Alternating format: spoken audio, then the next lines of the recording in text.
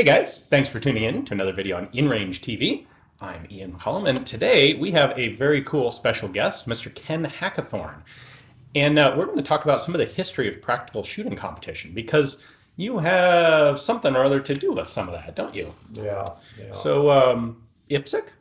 You're a founding member of IPSC. Founding member of IPSC. Founding member of IDPA. Yes, sir. And you are the dude who invented three-gun competition. Yeah, amazing, isn't it? Tell us, how did that start? Where did three-gun come from?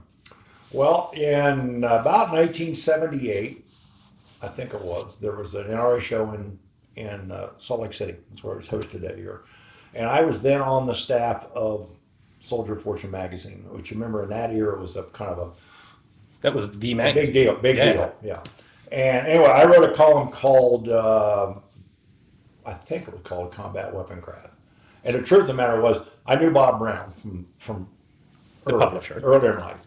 And Bob had reached out to me because the IPSC thing had started, combat shooting under Jeff Cooper was starting to blossom. And Jeff had reached out to me and said, hey, listen, why don't you write something for my magazine on this combat shooting craze? And then the magazine was a bi-monthly, if I remember. And I said, Bob, I don't know anything about writing. He said, well, neither do I, but he said, that's why we have editors. He said, write it the way you would say it and send it to me, and I have my people edit it and make it readable. And I always tell people I'm a terrible writer. But that's what I did. I wrote what as if I'd say it and sent it in, and they edited it, and it's somewhat readable. And it was done as a column was called Combat Weapon Craft by Ken Hackathorn. It was basically about that format. But Bob, we were at that NRA show in Salt Lake City, and Bob, we were sitting around his suite, yakking, and he was like, man, I'd really like to do I would like to do something called the Soldier of Fortune Convention. It was really kind of designed for like Vietnam vets to kind of get together, that era stuff. And remember, Bob saw Soldier of Fortune as kind of a modern day Argosy or that type of magazine format. Okay. And he said, but I don't know how to do a convention. What it would take? And I said, well, to get people to come to like that convention, you need a hook. You need something to get them. Right. And I said, a shooting event would be a good way to do it. Okay. That would be the good way to draw people. Sounds Especially like if you fun to offer me. Yeah. some real money. Oh. By the way, okay. it was $5,000 first place. Wow. And that was a lot of money. That's a back crap load of money. then. And Nice. so I said, Bob, I've been thinking, I've got an idea that's going to be, I think will work. And I called it the Modern Warriors match, and it was 3 guns. You shot a rifle, pistol, and a shotgun. And the approach was, by the way, then in the early days, the rifle event counted for 50% of your score. Pistol counted for 25%, and the shotgun we used because in law enforcement, the shotgun was your primary support weapon. That's why we have shotgun. That makes good sense. That's Cops why in the we did. 70s weren't. Everybody says, how did it happen? Well, and by the way, in hindsight, I'll tell you right now, I screwed up. It should have been pistol carbine. The shotgun, unfortunately, perverted 3-gun to even where it's at today. It put so much emphasis on a gun, and they've become so impractical, it's almost a stretch of imagination why they even exist.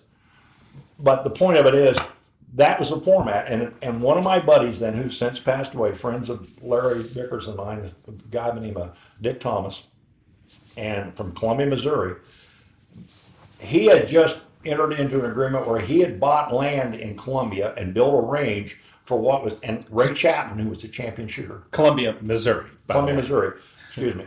And he was going to bring Ray from California to Columbia, Missouri, and he was going to open the Chapman Academy. Because remember back then, there was Jeff Cooper in Arizona at the gunsight facility. Actually, then it was the American Pistol Institute, pre-gunsight era. Okay. And then Ray's facility was going to be in Missouri. So Dick's attitude is, hey, this would be a good way to get my business, Ray Chapman Academy, on the map. And he said, hey, if you do the convention in Columbia, Missouri, we'll provide the Ray Chapman range for hosting this 3-gun match. Nice. And Bob was like, that's not a bad idea. Let me think. Well, it came to pass. And I told you, I designed the match. It was my puppy, but the credit really goes with Bob Brown because he put his money where his mouth is and hosted it. And the first match was held, wild time, by the way.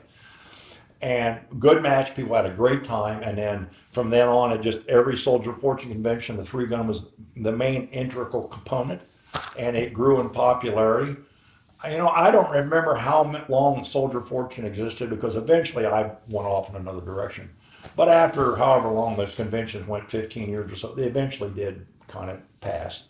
And then there were some people. There was a guy by the name of Michael Horn from California who just recently passed. Kind of really early active guy in the action shooting world, who picked up the mantle and said, "I'll continue 3-gun." Okay. And it kind of, all his guys that shot 3-gun from all over the country kind of went home and said, "That was a lot of fun. We ought to do it locally." And 3-gun kind of morphed, and it's still evolving. Yeah, it really is. And now it's huge. Yeah. So when you say it was a good match, a fun match, what sort of shooting was it? How did... Well, again, I've always maintained, and I know I catch a lot of heat from this. People say, "Well, that old coot, you need to go away." And remember, when you see that guy on your front lawn with an M1 Garand saying, "Get off my grass," That's you. that's me. And Clint Smith and Dave Spalding and some of the old timers. That's the way we... Anyway, the format was that you use practical guns. For example, in the early 3-gun soldier fortune matches, we didn't allow any optic sights unless it was issue on the gun. Okay. You had to shoot irons because that's the way the guns came. Military rifles of that era, with the exception of the AUG, Interesting. and eventually, within about 3 or 4 years, everybody was trying to get an AUG because it was a competitive advantage. Right. No question about it.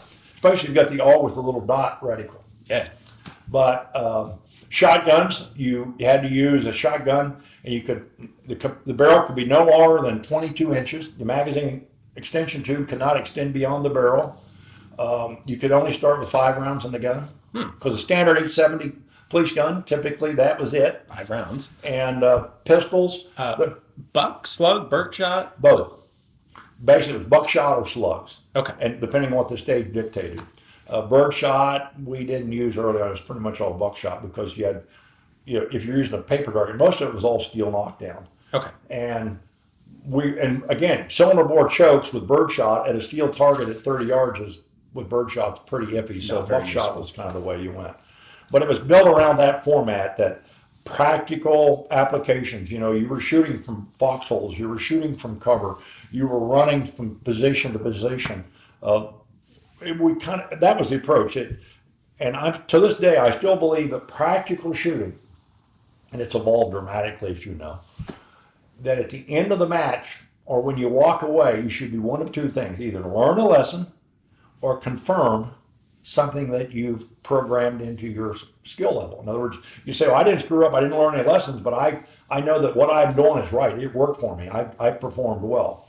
A lot of times now, and I get the whole thing, one of the prime ingredients in action shooting or competition, you gotta have fun. If you don't have fun, you won't come back. Yeah. But we've sometimes almost taken the requirement so far off that it's gotta be fun that it's really not practical. And you've seen examples of that. Absolutely. Yeah. And I tell people that the Soldier Fortune matches were designed to be tactical. You had to carry gear on you in a practical manner. And we often had the running and physical where you crawl through tunnels and do stuff. Because if your ammunition or magazines weren't secured, you were probably not going to finish well. Tactical So we yard did a lot of sale. things in that venue. And we had a lot of different formats. And there was a couple guys from Las Vegas area that had military vehicles. They were kind of the military. So we'd use those as props. You had to start in or jump out of the back of a deuce and a half or use them for cover. We tried to build a format that represented something with a little reality attached to it. People loved it, by the way. It was a big... Can understand why. But we learned some lessons. Like, for example, early on, we discovered is that the guy who could win the shotgun event, rifle skill, there are a lot of people good rifle shooters. And in that era, IPSC was coming on pretty big. There were a lot of good pistol shooters. It was the shotgun that broke the tie, so to speak. The guy that was a shotgun ace, and we quickly learned, unfortunately, the guy who could load a shotgun the fastest often was the guy that won that stage. So matches often came down to the guy that was the best shotgun shooter would end up being the guy who won the match. Interesting. And that hasn't changed a lot, by the way. Yeah. So, like I said, in hindsight, if I'd ever had a chance to do it again, knowing what I know, it would have been 2-gun, not 3-gun. And shotgun would have never been part of it. Well, that's cool to hear because that's what Carl and myself shoot regularly. What Carl's been running for a very long time is a 2-gun match. Smart guys. A couple other topics. IPSC. For the people who aren't familiar, what is the intentional difference between IPSC and IDPA? Because they're both pistol shooting at Well, stuff? when we started IPSC, when Jeff Cooper created IPSC, and you're going to keep things in context. In 1976, if you shot pistols in America, you either shot PPC Just or NRA bullseye. okay, and PPC is revolver It's competition. revolver, yeah, particularly then. So there was no other real forms of action pistol shooting or practical pistol shooting. So Cooper stuff, you're drawing from holsters. By the way, civilians weren't allowed to draw from holsters. That was considered, no, you're not up to speed on that. You were running, you were shooting from different positions, you were shooting auto-loading pistols, and obviously the 1911 was the king then. Of course, Jeff Cooper believed that the 1911 was the world's finest close quarters combat weapon, and that anybody that didn't shoot a 45 caliber 1911 was a commie pinko faggot liberal. By the way, he might have been right, but yeah. Anyway, the whole game was built that way. And I tell people from 1976 to probably 1980, 81, it was combat shooting. And in that, people tended to show up and shoot a match using the guns they carried, whether it was a police officer, soldier, or somebody in the private sector. That's what you were using gear-wise. So it was relative. But like everything, one of the things that Jeff Cooper did, like I say, remember, and if you're talking about practical shooting or action shooting, this guy was the catalyst that made it all happen. It evolved off in different directions, but Jeff Cooper opened the door and changed shooting as we know it in America. He's the guy that made the change. When we started his attitude was, we don't want to set any limitations to guns and gear and equipment because we want the cream to rise to the top and find out what works. Now, it's interesting, we had the Columbia Conference, there were some Europeans, Germans and Swissers and Austrians and stuff in the class, and they already had experience in Europe with what's the European Shooting Union? ISU, International Shooting Union? Anyway, whatever the Olympic style shooting was over there. Mm-hmm. And they said, look, if you don't put controls on limitations on equipment, it'll evolve out of control. Like ISU had basically established a box rule because they found that if you did, the gun had to fit in the box or you couldn't use it. If you didn't, these guns turned into monstrosities, everything to gain an edge. Right. And Jeff said, no, we don't want limitations on the guns and gear and equipment and holsters, yada, yada, yada, because it will stifle development. Well, fast forward till early 80s, people started showing up like John Shaw, great shooter, showed up with a Jimmy Clark pen gun with a heavy.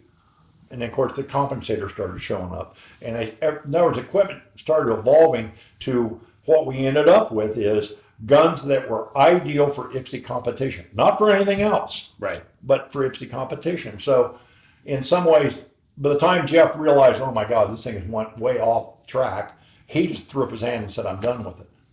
And it did. It continued to evolve. And you can remember that the guy showed up with what we now call open guns. We call them race guns. Mm-hmm. Red dot sighted, compensated, 38 supers, all kinds of stuff. Not the gun you would ever stick in your belt or in a duty holster.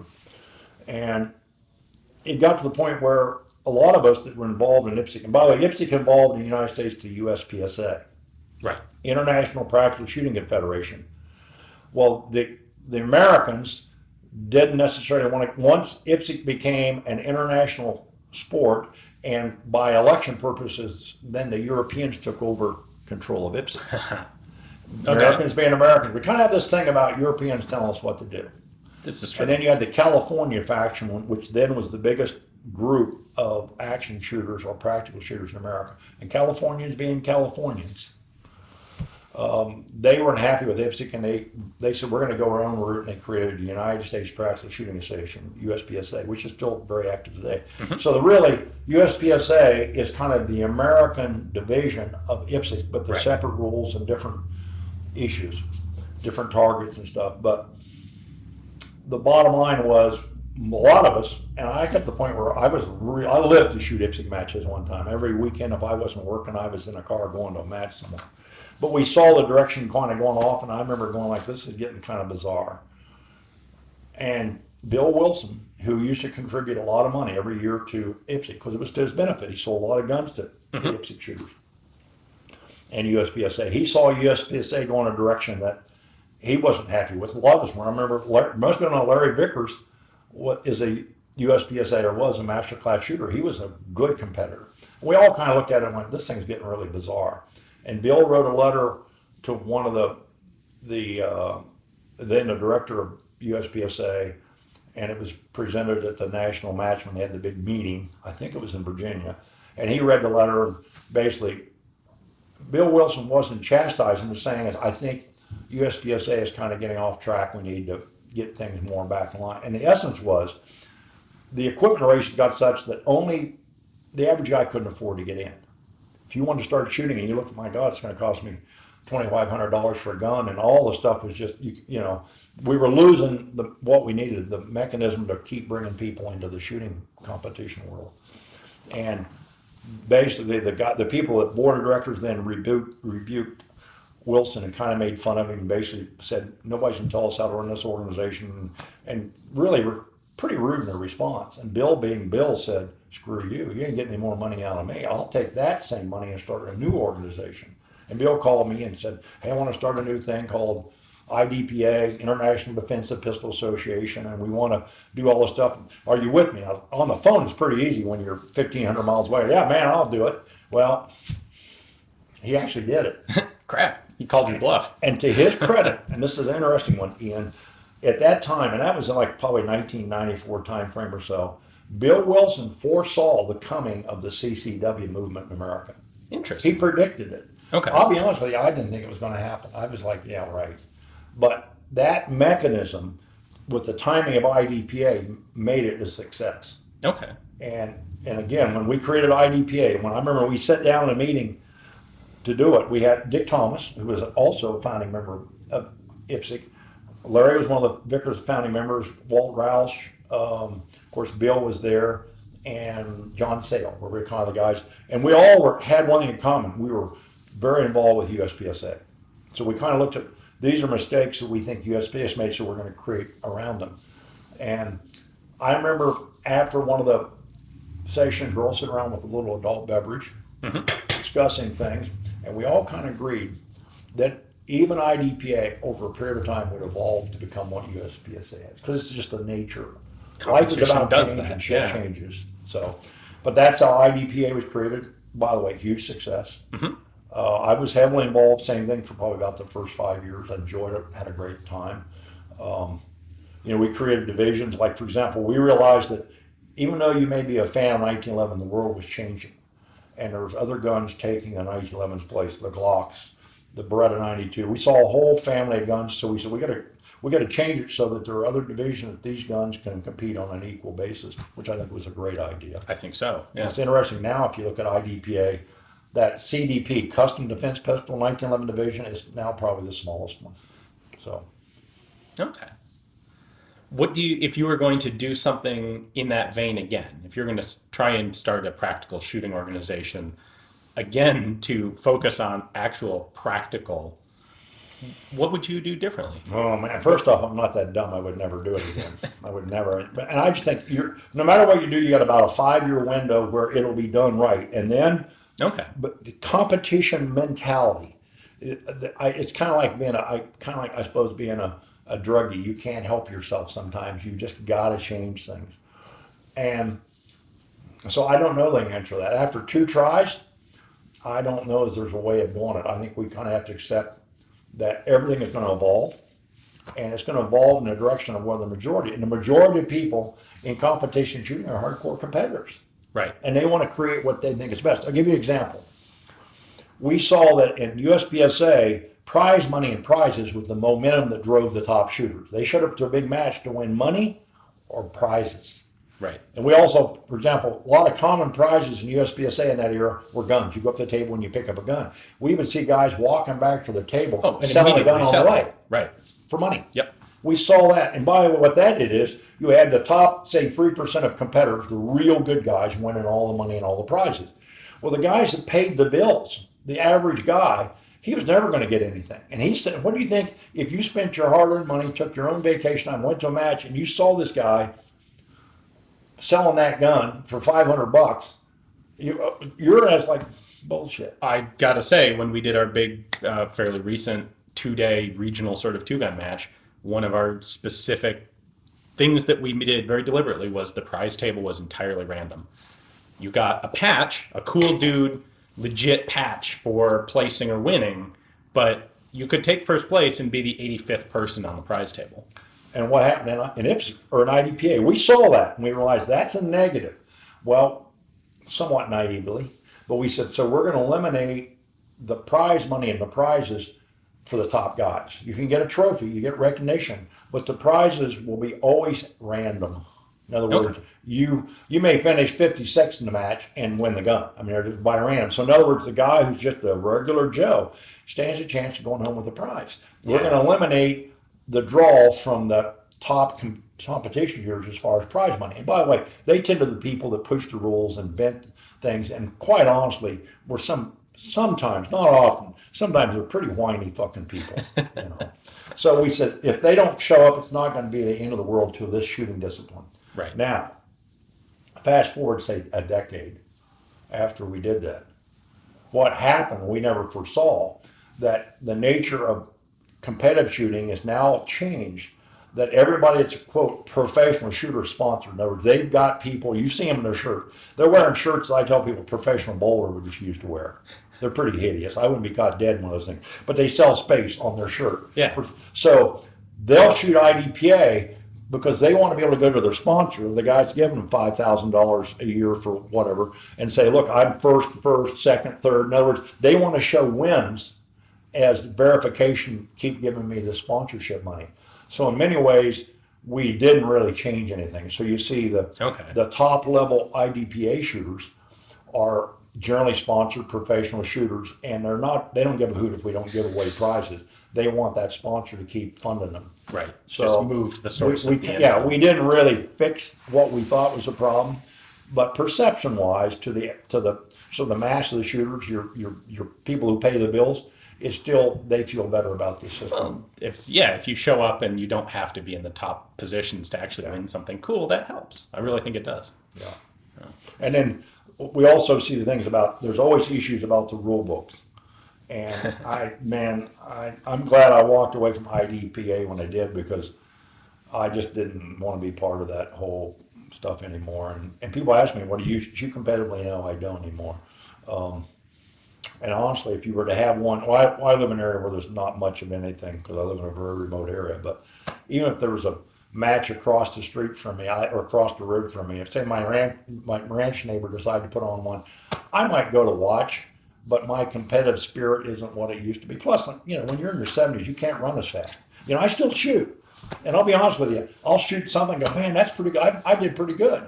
And then along comes one of my buddies, because we have kind of informal monthly get-togethers, and one of these young guys that shoots, 3-gun or whatever, they'll shoot the same stage or same drill and just burn me down. That'd be 6 seconds faster than I am. And I'm like, well, when you get older, everything gets slower. You think you're fast, but your actions are slower, the draw's slower, your move, and I realize that you got to be honest and say, you got to pass that mantle off to somebody else. And the level of skill in America today among the real shooting population has, from Cooper starting, I mean, you've seen it, the skills have just went like this. Yeah. I see young guys and I go, holy shit, they're amazing. Yeah, I see the same thing. It's pretty cool that the competition world has been able to engender that sort of skill. Mm-hmm. And I think, while there's argument about what's practical and what's not, that sort of talent fundamentally is a good thing. Yeah. And I think it's had good repercussions in military and police areas. Now, one of the things that I sometimes get beat up on is I'm sometimes critical when I'm doing a training class of competition shooting. And people get, again, you'll notice people in our society now, it's another change phenomenon, particularly as a result of the internet. But if you say something that's even remotely perceived to be critical, they get butthurt and immediately they attack you. Yep. And if you want to call me an old coot and a geezer and whatever, I'm over that. Fine, go ahead. I don't give a hoot. Because I am an old geezer. As made clear by the fact that you just said, I don't give a hoot. Yeah. And so what I tell people is, for example, sadly, first off, everywhere I've ever been in the world, training people, the guys that have a competition shooting background are always the best shooters. Always. So there are benefits, no question about it. The other thing is that people don't get about life is you are what you practice. Because anything you do repetitiously, you're now subconsciously programmed as a reaction phenomenon. And I tell people, if you go out and shoot competition, and you're serious about it, I tell everybody, you should go shoot a practical match, because if nothing else, don't worry about where you're going to finish. You're going to be under a level of stress. And I tell people, when you finish a stage in a practical shooting match, USPSA, IDPA, 3-gun, whatever, when you finish and the guy tells you to unload and show clear and your hands are shaking, you learned something today. Yep. But I see guys that say, okay, I want to become good. Let's say at USPSA. And God bless you. And let's face it, these guys put in a lot of hours and effort and a lot of ammo, and they get to a skill level. But to get to that level, you're going to have to program by practice reactions and maneuvers. For example, I recently had to shoot with the February get together with my buddies at my place. And one of the guys that showed up, a good guy, hotshot USPSA shooter, 3-gun shooter, really good kid. First drill we do of the day, we shoot the drill, he gets finished. What's the first thing he did as soon as he finished? Hot the round. First thing. But again, that's what's programmed in. Now, I didn't say anything, but usually I bust on him and go, what the fuck are you doing? But after about 3 or 4 drills, he kind of, okay, I don't have to unload my gun. We run a hot range here or whatever. But I just tell people, if your practice, for example, in your endeavor is to run, and most matches have stages, they have facades, walls and windows, and your practice to be competitive is to run and stand in a doorway and shoot multiple targets. You might as well, in the real world, you might as well just get it over with, because that's not a good thing. Right. So I tell people, you be careful what you program.